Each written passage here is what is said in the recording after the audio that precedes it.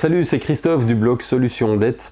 J'espère que vous allez bien. Aujourd'hui, on va parler de pourquoi est-ce qu'on occulte personnellement cette situation de dette. Alors, pendant les 10 ans où j'ai eu des dettes, en tout cas pour les 7 premières années, j'ai complètement occulté cette situation. Comment dire ça? J'ai pas ouvert les yeux, j'ai pas accepté la situation. Et j'allais même jusqu'au déni total de la situation. J'imaginais que j'allais m'en sortir comme ça du jour au lendemain, qu'il y ait une occasion du feu de Dieu qui allait se présenter à moi. J'ai même parfois été jusqu'à penser que je serais le prochain Mark Zuckerberg. L'idée ne m'a pas lâché, mais globalement, la réalité en tout cas est plus terre à terre aujourd'hui. Je pense qu'il faut rêver, mais je pense également qu'il faut tenir compte d'une certaine réalité. Donc, hormis que je me suis rendu compte d'une chose qui diffère entre lui et moi, c'est que lui passe à l'action. Donc c'est la chose qui différait entre Mark Zuckerberg et moi, c'est que lui est passé à l'action très rapidement et que moi, il m'a fallu 7 ans de galère vraiment totale avant de commencer réellement à passer à l'action.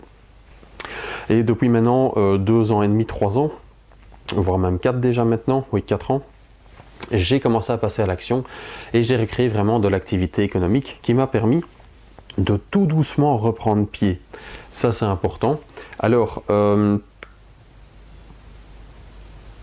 donc il y a la différence entre passer à l'action et penser qu'on peut passer à l'action. Donc, je vous suggère une chose déjà aujourd'hui, c'est de faire quelque chose qui va vous permettre de résorber un peu vos dettes. Alors que ce soit votre dette financière ou vos dettes émotionnelles, parce qu'on a plusieurs types de dettes. Il y a les dettes financières que tout le monde connaît, c'est-à-dire qu'il me manque... Je veux dire, je me suis endetté de 10 000 euros, j'ai fait un emprunt de biens à la consommation, j'ai acheté une nouvelle télé, j'ai acheté une nouvelle bagnole, peu importe. Là, il faut rembourser le prêt, je ne sais pas le faire, merde, ça me fout dans la merde. Et par contre, il y a aussi des dettes émotionnelles.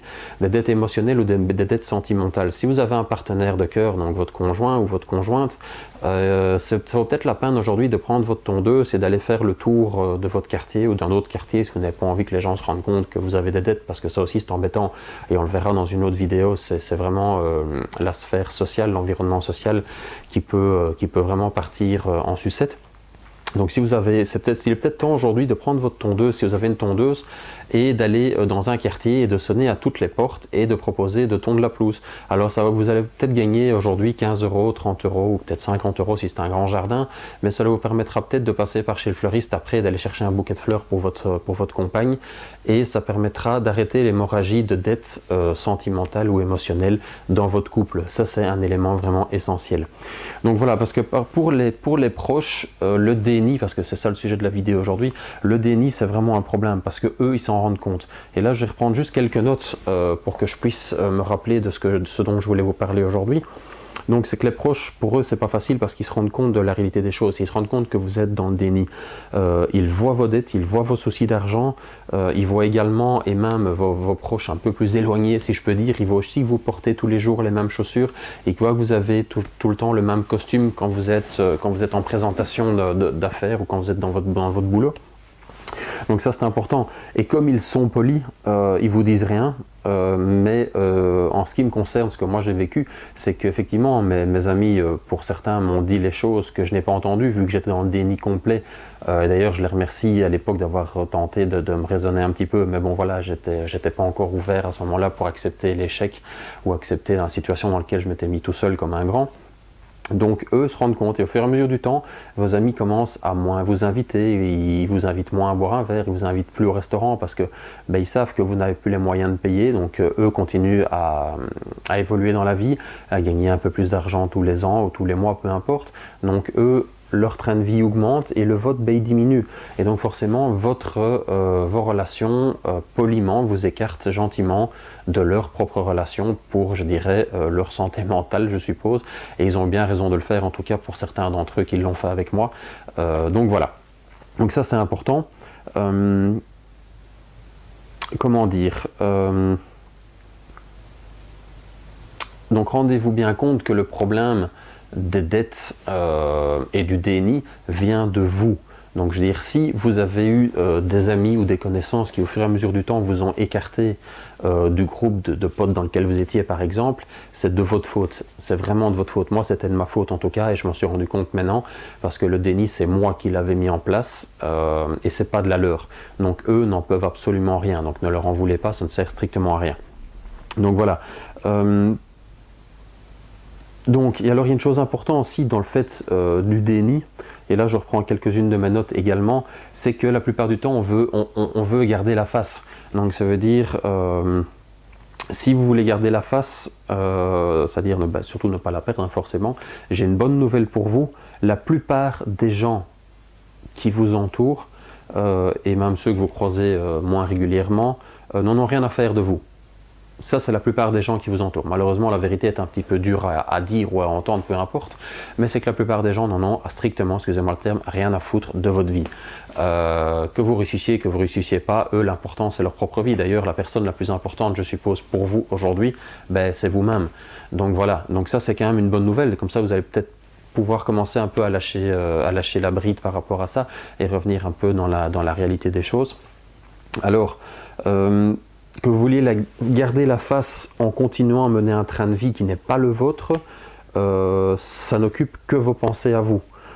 Les autres, pour la plupart en tout cas, se passeront relativement facilement de vous dans leur vie à eux. Donc, je sais que c'est brut de décoffrage de parler comme ça, c'est même très brut de décoffrage, mais c'est ce que j'ai remarqué dans ma situation financière. Donc maintenant, peut-être que vous souhaitez garder la face par rapport à votre conjoint et là, dans ces cas-là, c'est autre chose. C'est autre chose. Normalement, votre partenaire de vie, vous devrez vous aimer en tout cas quoi qu'il arrive. Alors ça, c'est dans la théorie, on est bien d'accord, donc no stress. Si il ou elle se barre à cause du manque d'argent, maintenant c'est facile à dire vu que c'est moi qui manque d'argent et c'est pas ma compagne, c'est peut-être votre situation, enfin en tout cas moi c'était ma situation, peut-être que c'est votre situation aujourd'hui, c'est plus facile de prendre la position de celui qui a des dettes parce qu'alors on va dire que vous ayez de l'argent ou que vous n'ayez pas d'argent et voilà, c'est plus facile dans cette situation-là. Si la personne, votre conjoint se barre à cause du manque d'argent, c'est de ça qu'on parlait, c'est que vous devez vous trouver quelqu'un d'autre tout simplement qui vous conviendra mieux maintenant ou qui vous conviendra mieux dans les semaines ou dans les années qui viennent. Voilà, donc chacun a droit à son propre respect.